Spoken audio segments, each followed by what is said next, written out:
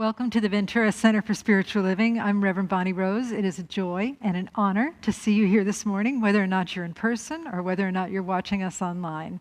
Thank you so much for joining us in this Kindness Cathedral. I'm going to pass the words over to our friend Brock Travis, who's going to help me out this morning. Good morning, welcome. My job is to welcome you. Among other things. So some years ago, I was making up my mind. I was trying to make up my mind whether I wanted to be here or not. And somebody invited me to a class on Thursday nights. It was one of Bonnie's classes. And there was talk of non-dual consciousness. And there was mention made of the possibility that the kingdom of heaven was a consciousness and that we could actually bring it to the garden of the earth. And I was like, this is kind of special. And that guy over there was talking, David, and I go, you don't hear that kind of stuff very often. You know, and other people were saying stuff, and Bonnie was just holding this space for this conversation about the oneness of all beings. And I'm still here. So you're in a very special space in this room, and in this actual physical sanctuary, and in the virtual sanctuary. It's a very special space because there's very special beings having a very special conversation here. Thank you, brother. Appreciate it. Thanks. We've got our beloved Bill Hadris, who's one of our practitioners. He's coming forward to enlighten us on the youth message. Good morning. Good morning. I'm Bill Hadris with Youth and Family. Enthusiasm. It means God within. It is being filled with spirit. It's the truth of what and who we are, spirit incarnate. We are made of God. Enthusiasm is also contagious. It is God's way of making us put our attention on the good all around us. But sometimes things bother us. Maybe something that happened in the past, or something we worry about in the future. Do you have a special place where you can find peace and talk to God? Sometimes we can't find that peace. When you can't, do you have someone or some people whom you trust, who you can talk to? Today is a good day. We have a room full of practitioners. All right. You can ask one how they find peace, or share your worry and get a prayer. So I invite you to repeat after me. I can see good all around me. I can see good all around me. And so it is. And so it is. Thank you, Bill. Appreciate it. And so it is, and so we allow the beautiful words of Bill to draw us into that spaciousness, that place of grace and love, that mystical place that we carry with us always, that carries us always, where the inner becomes the outer, the above becomes the below becomes the above, where all in all is in everything. And we breathe into that awareness. We arrive at it, to the place we have never left. And we allow ourselves to become still. To become still and to know the oneness that is love. As we listen to the words of our sacred reading. A Prayer for Peace by Ernest Holmes. In memory of 9/11 and in the honor of our practitioners who offer peace and healing through the power of prayer.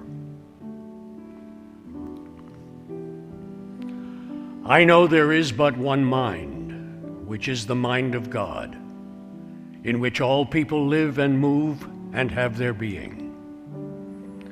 I know there is a divine pattern for humanity, and within this pattern there is infinite harmony and peace, cooperation, unity, and mutual helpfulness.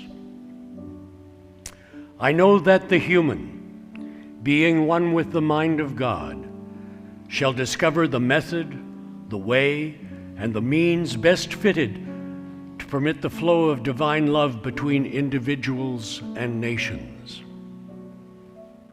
Thus, harmony, peace, cooperation, unity, and mutual helpfulness will be experienced by all. I know there shall be a free interchange of ideas, of cultures, of spiritual concepts, ethics, of educational systems, and of scientific discoveries. For all good belongs to all alike. I know that because the divine mind has created us all, we are bound together in one infinite and perfect unity. In bringing about world peace, I know that all people and all nations will remain individual, but unified for the common purpose of promoting peace, happiness, harmony, and prosperity. I know that deep within every person, the divine pattern of perfect peace is already implanted. I now declare that in each person and in leaders of thought everywhere, this divine pattern moves into action and form, to the end that all nations and all people shall live together in peace, harmony, and prosperity forever. So it is now. And in this beautiful spirit of peace, knowing that we are the peacemakers through our consciousness, through our heartful intention, and through our actions. Let us remember that as we move into the prayer of I am remembering who I am. One of the most sacred things that we can do is remember the truth of our nature, the truth of reality and our place in it. So as we sing, I am remembering who I am, we once again affirm the spiritual truth spoken so eloquently by Ernest, Holmes, and all of our practitioners, that there is only one life. That life is God's life. That life is perfect. And that life is my life now. Together we sing, I am remembering who I am, to embody this principle.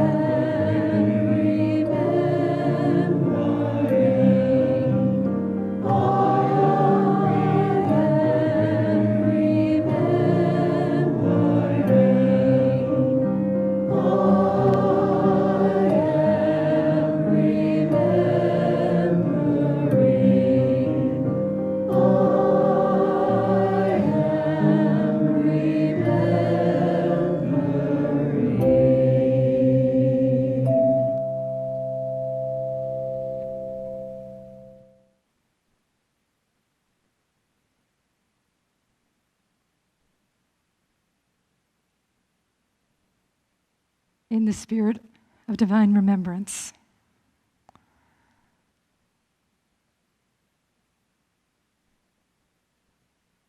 we move into the spaciousness of the I Am presence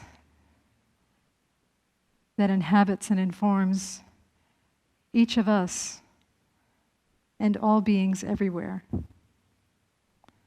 And then we breathe in deeply and we exhale, opening our eyes in love and service to what is, as it is, and so it is.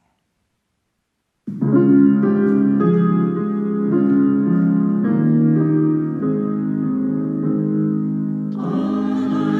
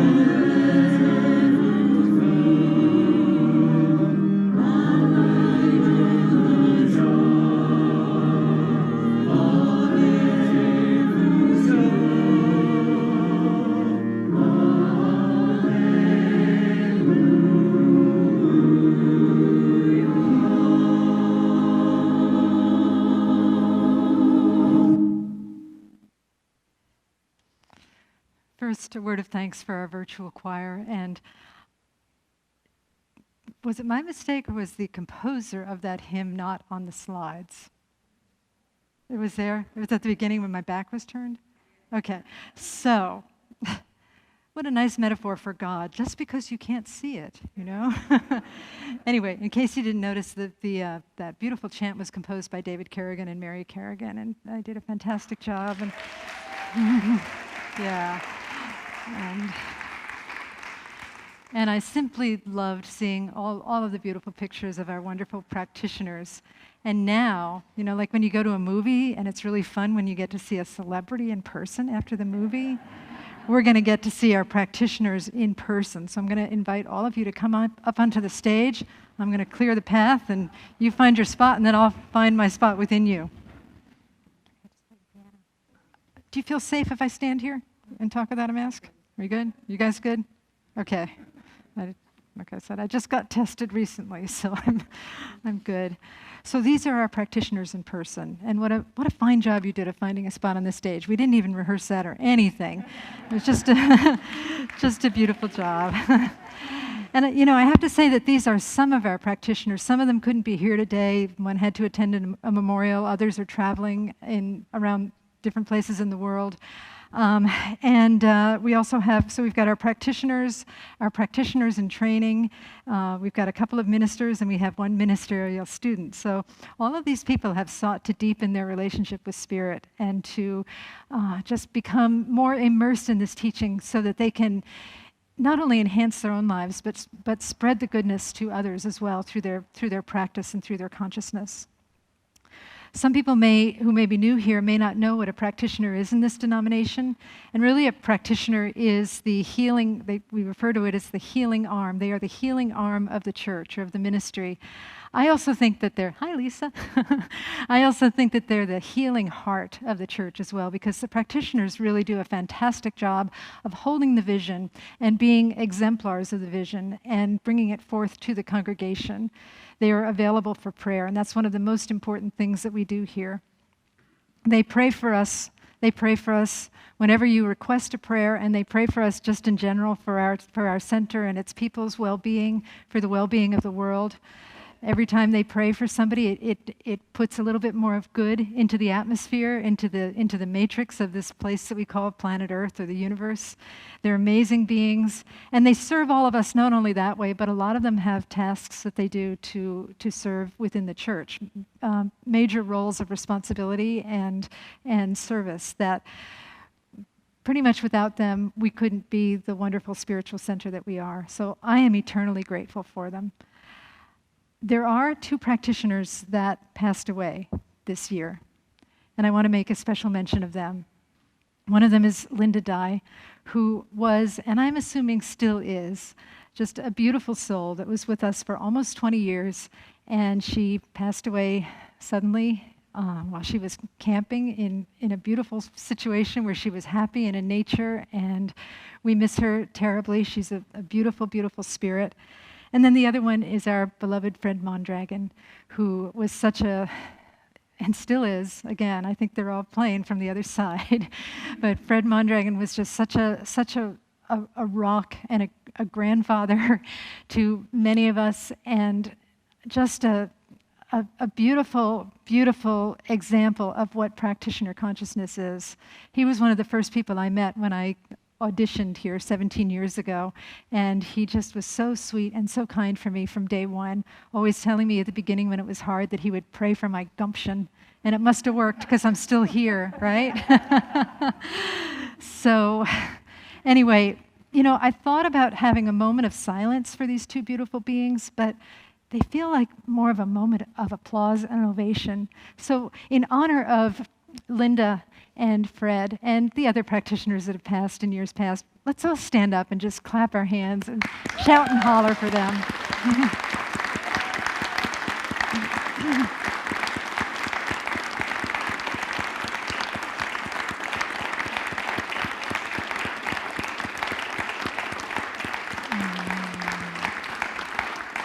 Thank you. Thank you so much. And I'm sure they heard that where they are. Just know it. Okay. So anyway, I want to say a few more words about practitioners. These are people who have dedicated their hearts and their minds to spiritual service. They uncover hidden love, the hidden treasure in the wholeness in every person, and they reveal the truth about all beings. To reach this stage has taken them years and years of dedicated study and personal growth. You may be surprised to know that once you get your practitioner status and you get your stole, the growth keeps happening. There is this rumor out there that once you become a practitioner or a minister, you're like, well, good, I'm finished. I have it down pat now. I'm good to go. But that's not true. They just keep growing and growing and growing. We just keep growing and growing and growing on a deeper level. So I'm going to say a few words to our practitioners, and I'm going to face this way so that the camera people can see me, but even if my back is to you, you know I'm talking to you. You know I'm talking to you. Okay? You got it. Okay. So to our practitioners, as practitioners, you have chosen a pathway in life that is rich and fulfilled with spiritual discoveries. To serve as a professional practitioner is to lead those who look to you for spiritual guidance into an acceptance of wholeness, the wholeness of spirit in all things. And for this work, you are very well prepared. Your deep understanding of principle of human nature, your compassion is called upon by those who look to you for the living demonstration of our teaching. You are licensed as a professional practitioner, and therefore it is right and fitting that you rededicate your alignment and allegiance to the center in whose name you will perform your healing act, your healing art. I also want to say that this is a step every year that we recommit. It's a step into greater sacredness. These are sacred beings that you see before you, and their willingness is such an honor and such a gift. Their willingness to recommit and their willingness to serve. So let us not underestimate the holiness of this moment. Okay, so here's some vows for you guys, and the answer is I do.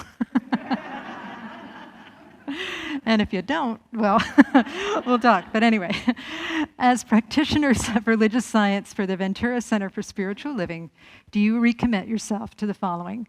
To anchor the VCSL vision with prayer. I do. To reveal mystical wholeness in all things. I do. To wholeheartedly practice principles of loving kindness. I do. To serve humbly and helpfully. To cultivate insight and self-care. To be love, share love, and serve love. Thank you. Your act of dedication is the outward expression of an inner conviction that you have already made in your own soul. It's like a pact that you've made with the divine. And so through this consecration, through this verbal consecration and this consecration of the heart, you have placed yourself in an honorable relationship with our center. And because there is only one of us here, with the world at large as well. You all know the truth.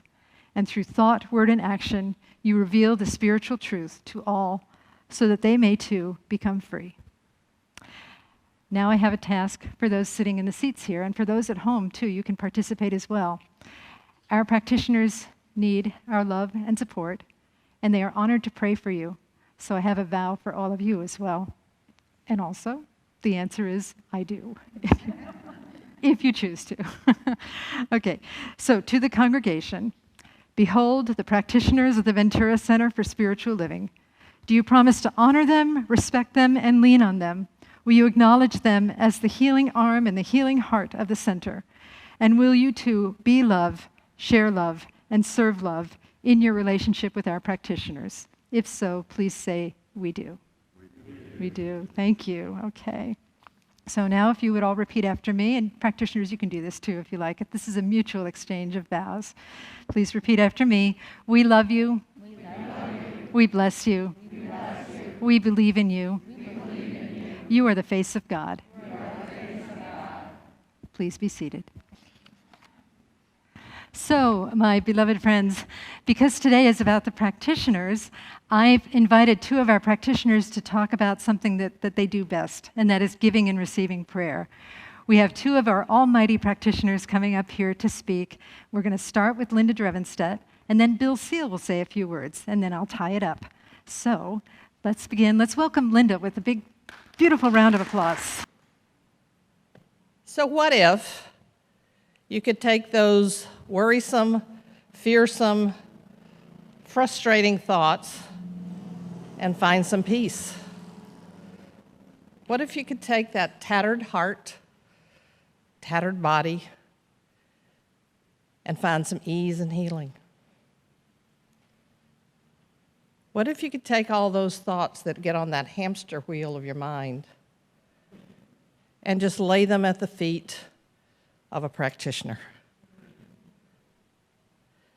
That's what happens on Sundays when, as a practitioner, I'm privileged and blessed to do what we call a 1-minute miracle. So after 4 years of serving in that capacity, I've learned how blessed I become by sharing this sacred moment with another human being. I'm able to not only be in a space, because as we are taught in our practitioner training, we need to be prayed up before we sit with another. So if I'm having a troubling time, I don't come volunteer to be your prayer partner. That within itself is a blessing. So I try to show up on Sundays prayed up. And part of our practitioner training is to stay in the prayerful conversation. And I'm lucky to have a prayer partner who went through practitioner training with me in Lacey. So we pray with each other every week, most weeks. When I see someone come to me for the 1-minute miracle, I know that a true miracle is going to happen. There are two pieces that I see in this miracle. One is when two are together, there is a sacred space that occurs. The other is when we pray out loud, when our word is spoken aloud. That's super special too. So when one comes down front and meets with a practitioner for the 1-minute miracle, those two things together bring the miracle into being. And yes, people come with something they want to go away or something they want to happen. Sometimes it's for somebody else. Sometimes it's a broken heart. Sometimes it's just that worrisome something that can't seem to go away. So I ask the person their name because I want to be sure I'm speaking their name correctly. There's power in the name in the prayer.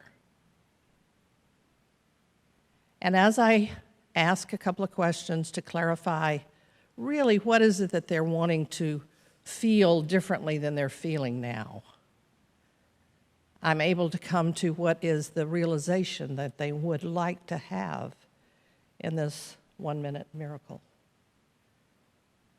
And it's my job to, in that moment, see this person beyond whatever's their trouble, whatever's their worry, whatever's their fear, to see them as God sees them, as best I can as a human, and to see the truth with the capital T that Bill talked about, that Bonnie talked about, the truth of this person in this particular sacred conversation.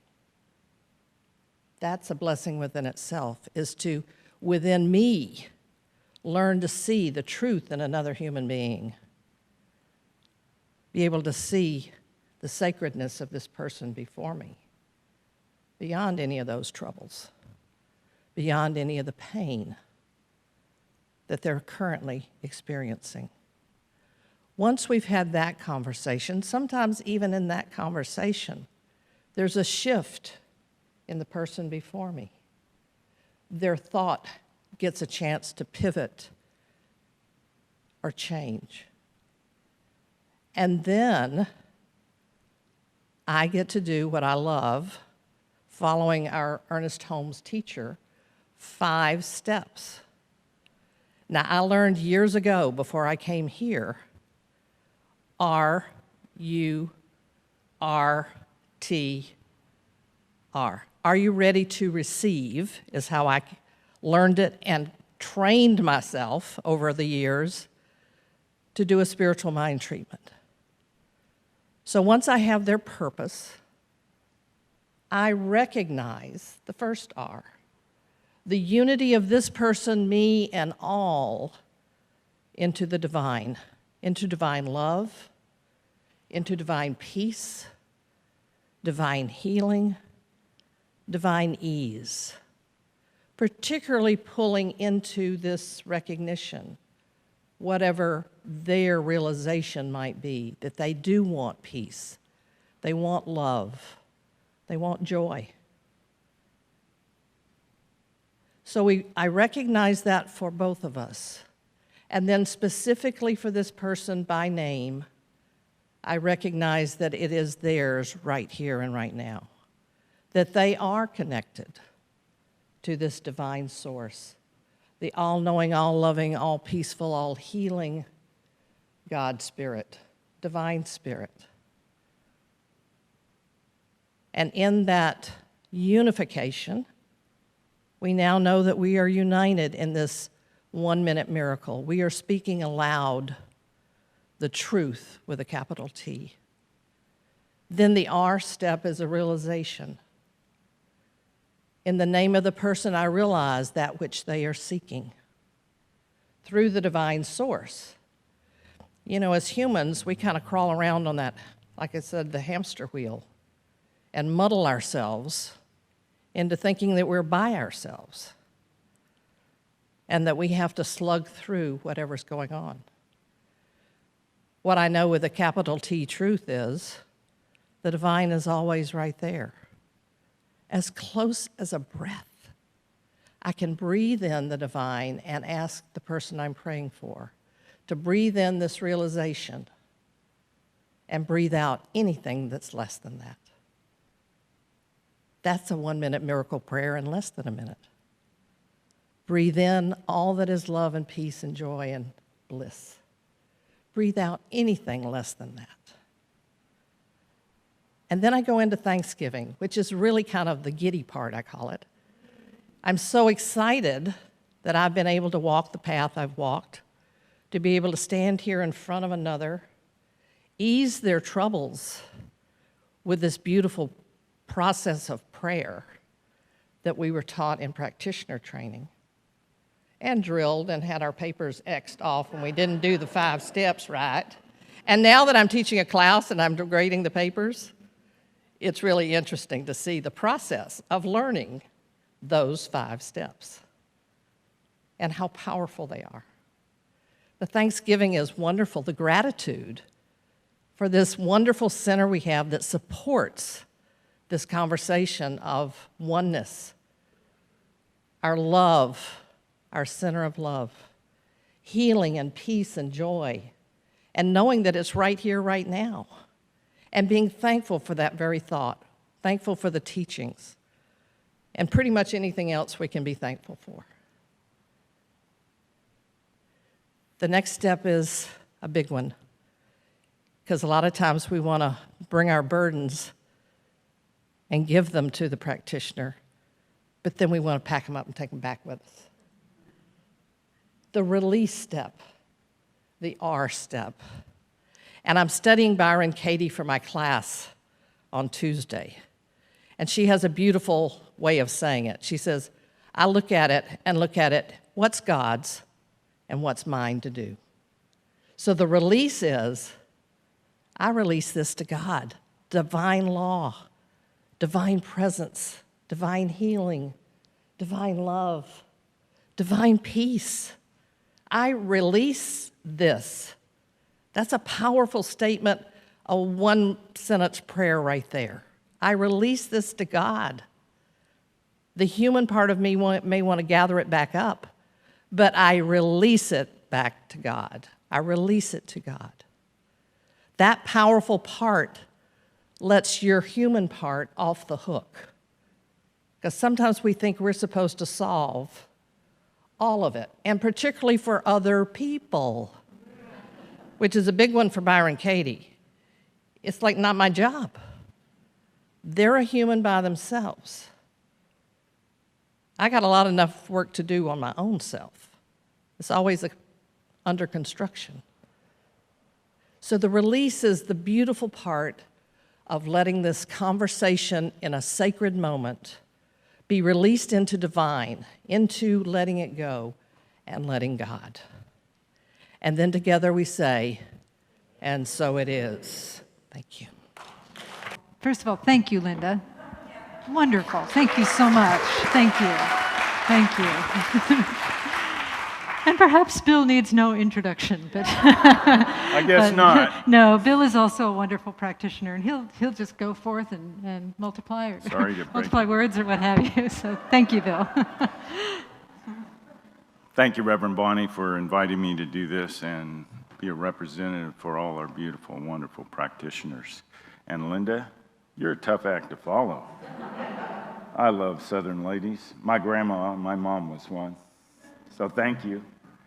When I was asked to give this talk today, it was about receiving prayer. Now, I could interpret that a dozen ways, but all I really could do was go within, and what I did is I went to my library and gathered Ernest Holmes' greatest hits, Science of Mind, Living the Science of Mind, and Can We Talk to God? And so reading all I could on the subject and scratching notes on my notepad, it became really apparent to me this was a lot more difficult than I'm making it. And about that time, getting out of my head, my wife broke up that thought, reminding me that we had an appointment out in our front yard with our landscaper. Thank God, because I needed a break. So in discussing the plans that we're thinking of doing, we have, anyone's been to our house, we have 3 very tall, 50 to 60 foot palm trees that line our parkway that the city of Ventura is responsible for. And right now, they look like 6 months past a bad haircut. And so she casually mentioned to our landscaper that she wished that the city would stay on top of these and keeping them clean and trim. Our appointment ended, and off we went to do our task around the house. And within a half hour,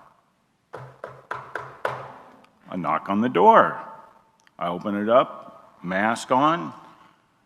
The gentleman at the door is from the city of Ventura, requesting that I move my vehicles so the fronds from the palm tree would not damage our cars as they were going to trim them. Now, how's that for immediate, conscious or unconscious statement that immediately was manifested? I said, keep it simple, Seal. So back I went. And what I did, I went back to the lab. And the lab is that we have science to prove this powerful prayer. Now, we've all known about science this last year with the COVID-19, so that's a word that we've all been at the top of our mind at times. So back in his day, Ernest used the principles of science to prove that prayer works. And how he did it was this. Basically, by putting us back in alignment. Who's been to a chiropractor here? To get back in adjustment, same thing. Who has gone to an optometrist to get their vision corrected? I have. Because not, I'd be blind. And so with that said, he has shown us how it's done. And so in continuing my talk, I need to turn these pages because I can't remember. So we are all familiar with science. And what I want to tell you is that prayer in its truest sense is not a petition. It's not a supplication. It is not a wail of despair. It is rather an alignment, a verifying process which takes place in the mind of the recipient as it reaches to their divine self and to that power which is greater than human understanding. By aligning ourselves with the basic principles that we practice here at VenturaCSL, we are all one mind, both God, you, me, all of us are connected with one. So when I or anyone comes to a practitioner in prayer, through the word spoken, as Linda shared with us earlier, that recipient's mind is open to the same Spirit by just being open. No agenda, no attachments, just being in the present, which allows the shift to take place. Much like when you're in an optometrist chair, is it A or B? Well, there's no guessing with God. It just does it on its own. There's no answers that we have to reply to. Just like the chiropractor, you lay on the bench and they pop your back or whatever adjustment. We don't have to do anything. The gift is ours as long as we practice that presence. Let me share another secret about prayer, and this one I'm going to read directly. The secret of prayer and its power in the outward life depends upon an unconditional faith in and a reliance upon this inner presence. We must enter the closet.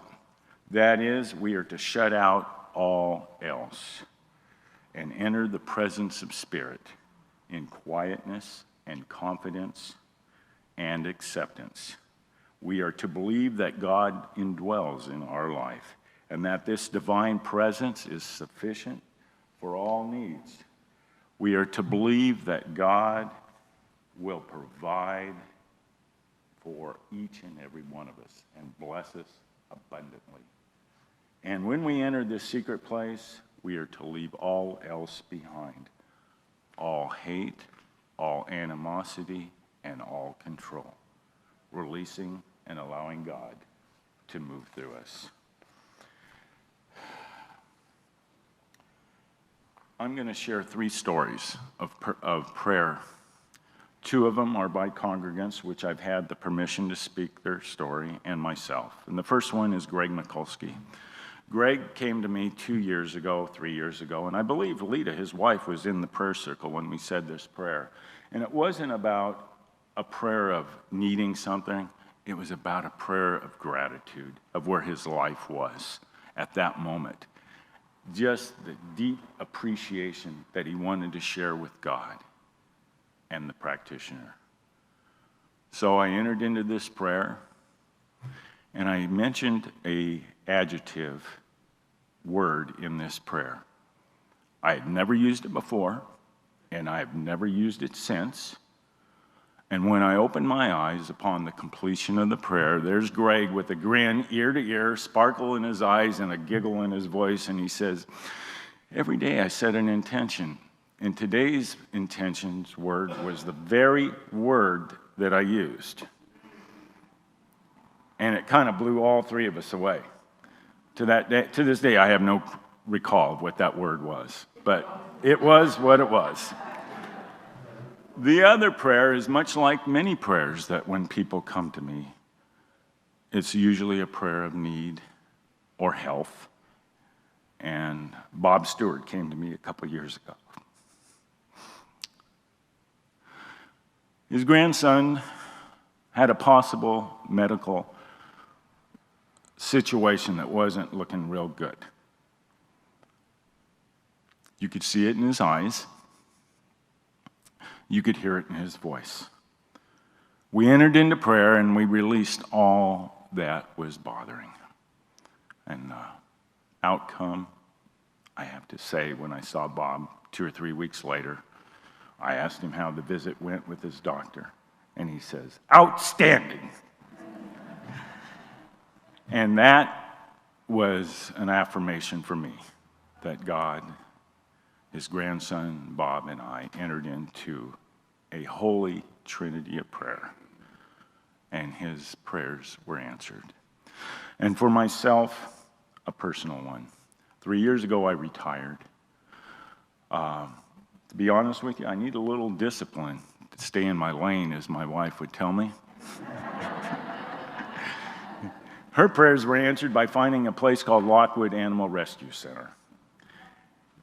It's a facility located here in Ventura County, and it was set up by a veteran from Desert Storm that rescues wolves and a menagerie of other animals that include an Arctic fox, dogs, raccoons, and various other animals, but more importantly, the ones I got to take care of were the birds.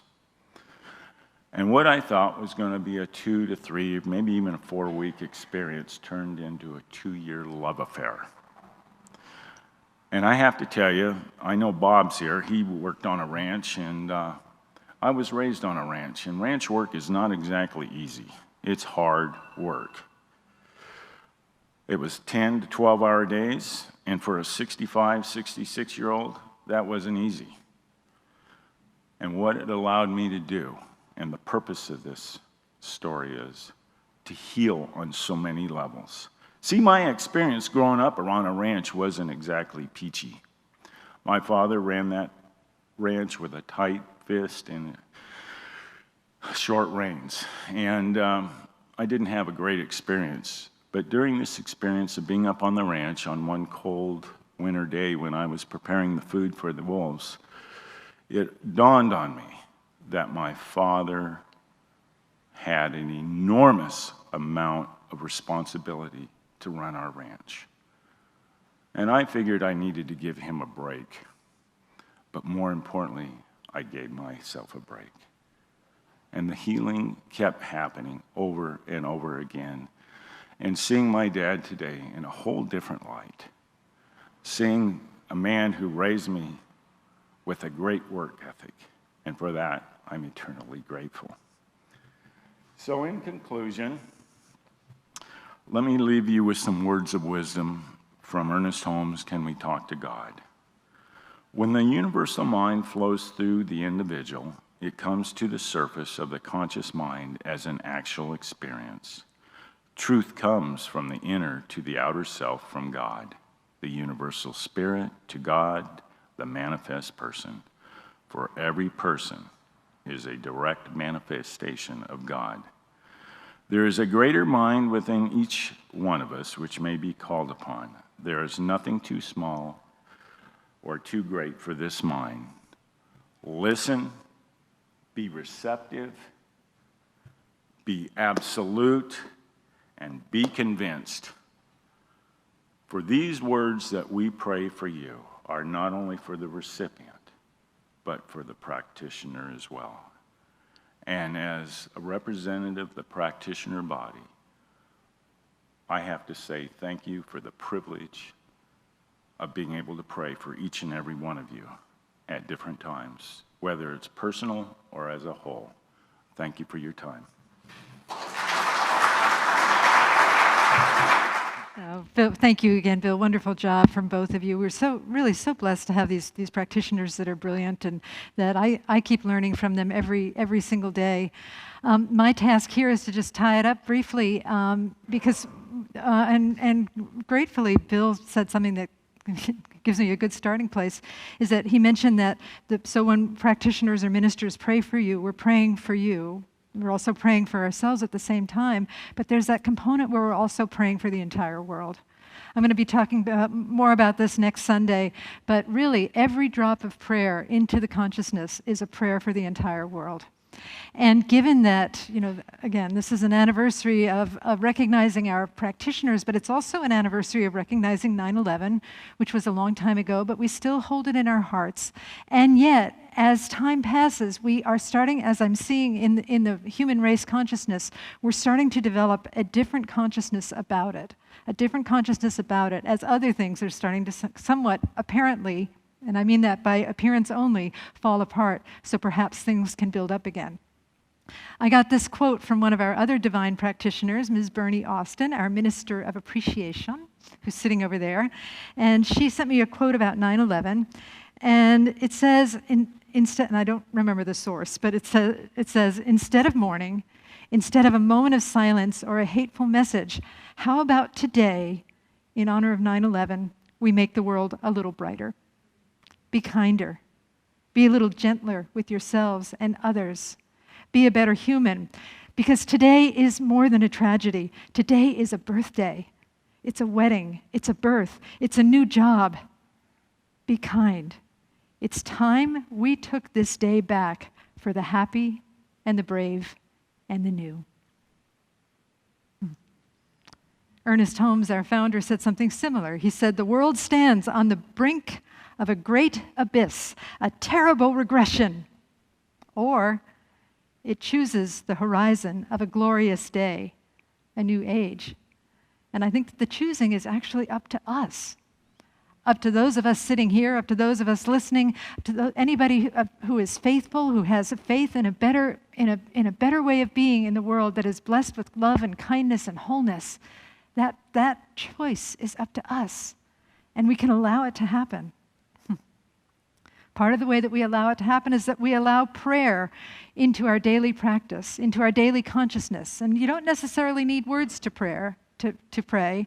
You know, sometimes you can be grooming your dog or walking on the beach or gardening, and that's a form of prayer. There's embodied prayer, there's mental prayer, there's heart prayer. But we can invite prayer to help us call forth a glorious new age for ourselves and for others. A few more quotes about prayer.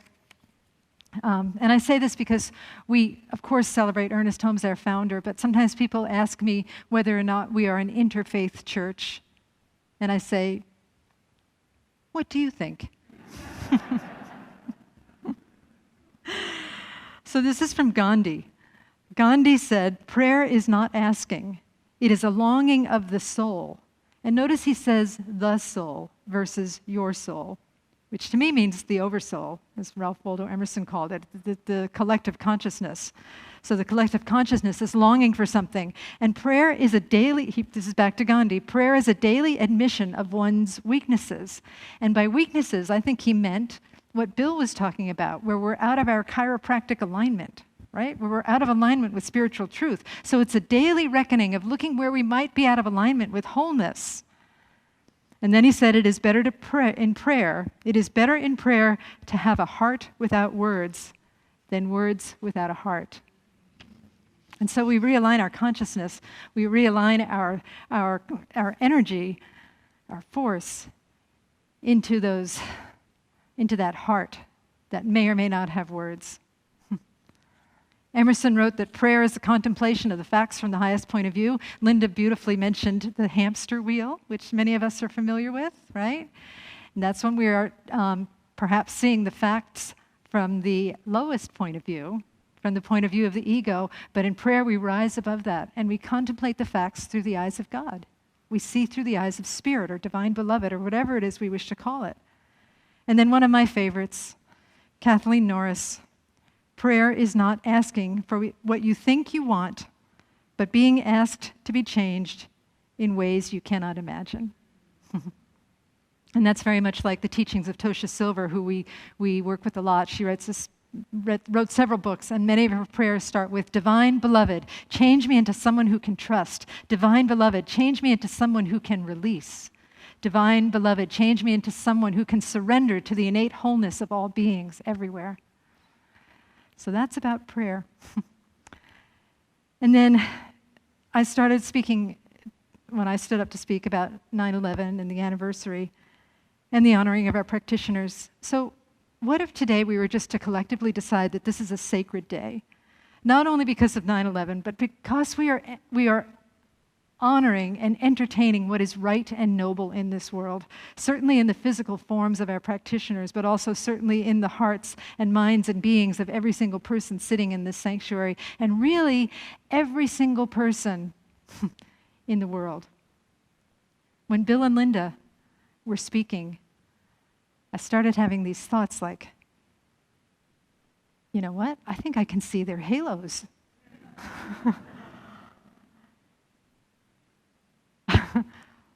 What if we made that a conscious choice to be able to see the halos in other beings? The people that we love, of course, like Linda and Bill, but also everybody. Everybody. What if we can make the choice to kindly and gently find a place in our own personal lives, knowing that our own work blesses the entire world, to notice where we might feel a little stuck or disgruntled, and then see that disgruntlement, as Gandhi saw it, as the soul that is bigger than our own egos, longing for a higher expression. What if from that point we could do as Emerson says, to contemplate the facts from the highest point of view through the eyes of God? And in all of that, what if we could surrender and be willing to let go, to release, to be changed in ways that we cannot even imagine yet at this point, but just to be willing, and then the imagination of the Oversoul will take us to the place where we need to go. I'm going to close with a quote from Ernest Holmes, who wrote, "Let your intellect unite with inspiration. Let go of petty thinking and small ideas, for the truth we announce is superior to the condition that we seek to change." And do it now. Do it now. Do it now, people. Do it now. Did you hear me? What did I say? Amen and hallelujah. Do it now, for there are no tomorrows in the divine mind. Your tomorrow is merely more of God's today. And so it is. Thank you. Thanks, Phil. Thanks. Let's pray. And so we turn within and just acknowledge that this has been a beautiful Sunday, that life is blessed and life is full, and that the fullness of God is everywhere. We recognize the fullness, the wholeness of all being in all beings, and most certainly we recognize it in ourselves, in our center, and in the world and the universe around us. And so today, from that place of recognition and unification, we realize that life is good, and that we are here to be vessels, to be instruments of that goodness. We are here to allow that goodness to pour through us, not only in our minds, not only in our hearts, not only in our bodies and our actions, not only in our loving and in our serving and in our remembering, but in all of the above and so much more. So much more. We simply stand open in the pathway of the divine, allowing that divine consciousness that we are to pour through us and do its life-affirming, life-uplifting, blessed work through all of us. Take a moment just to imagine what the world will be as we allow that consciousness, that energy, that life-affirming, prayerful stance in all things to ripple out from us, rippling out all over the community, all over the county, the world, the country, the nation, all nations, the earth, the animal kingdom, the universe, the planets, the stars, and beyond. Into the vastness of God goes the vastness of God, and we are a part of that blessedness. So I'm just so grateful for the spiritual transformation that is taking place here today through our shared work, through our shared intention. So grateful for the impact that we have on the world through this great teaching, and so grateful for the personal love that deepens in each and every one of us. I bless this divine teaching as I bless all paths to God, churches, synagogues, temples, mosques, ashrams, fundamentalists, atheists, agnostics, all beings everywhere, for all beings are a blessing. And with a heart that is so filled with blessedness, I say thank you, Spirit, thank you, love, and I release these words into the divine mystery, and together we say, and so it is. Thank you.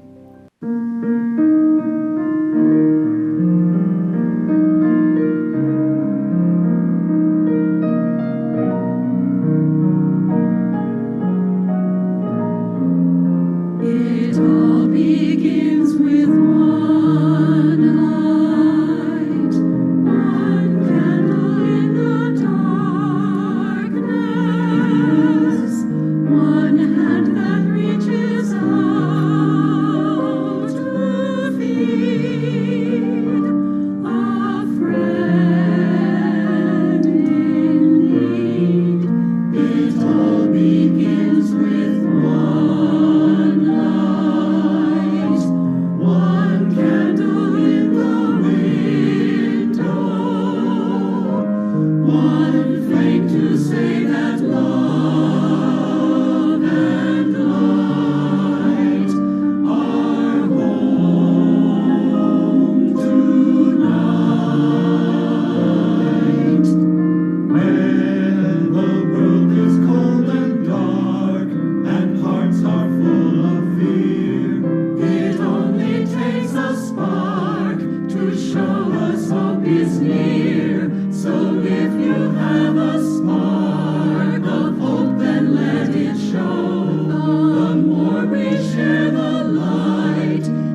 stronger it will grow. It will grow.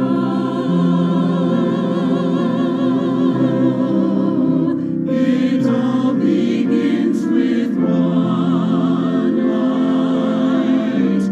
One candle lights another. So let me be the first to care, the first to share. Let me be that one light. Let me be the one light. Let me be the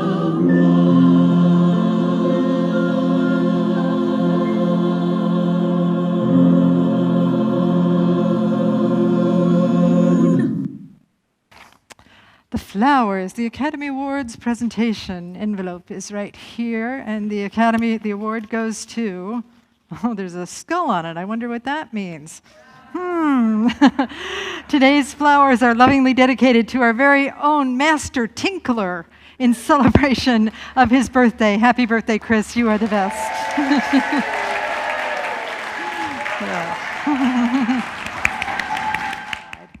I think that's it for now. I will see you after the service. I have a meeting, but I'll be around for a little bit. So let's turn within, and we'll do a prayer, and we'll close out. Okay? So turning within, we say, Divine Beloved, inspire us to become a mystical center of non-duality, to allow the love of God to work through us, to take action upon the call of kindness, to serve the greater good for all beings, to bring the kingdom into the garden through surrender into boundless grace. We are yours, you are ours, all is well, and together we say, and so it is. Thank you very much. God bless.